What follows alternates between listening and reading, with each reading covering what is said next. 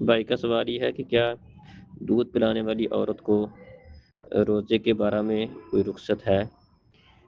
कुरान मजीद में अल्लाह ताला फरमाते हैं, फ़मन काना मिनकुम मरीज़न औ अला सफ़रिन फ़इद्दतुम मिन अय्यामिन उख़र। जो तुम में से मरीज़ हो या मुसाफ़िर हो, तो वो बाद वाले अय्याम के अंदर अपने रोज़े रख ले। तो हदीस में मज़ीद इसकी वज़ाहत मौजूद है, जिससे पता चलता है कि हामला और दूध पिलाने वाली औरत का हुक्म मरीज़ वाला हुक्म है। जैसा कि अबू दाऊद, तिरमिज़ी और इब्न माजा में हदीस है, नबी मुकर्रम सल्लल्लाहु अलैहि वसल्लम फरमाते हैं कि अल्लाह ताला ने मुसाफ़िर से निसफ़ नमाज की रुख़्सत दी है, और मुसाफ़िर और हामला और दूध पिलाने वाली औरत को रोज़े के बारह में रुख़्सत दी है।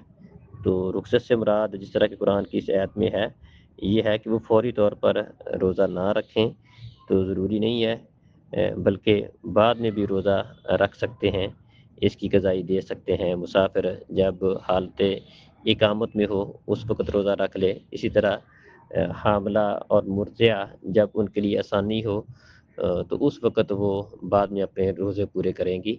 तो उस वक़्त उनके लिए रुख़सत है, अगर उनको दूध पिलाने की वजह से या हमल की वजह से दुश्वारी हो रही है दूध रोज़ा रखने में, वो अपने रोज़े बाद में रख सकती हैं।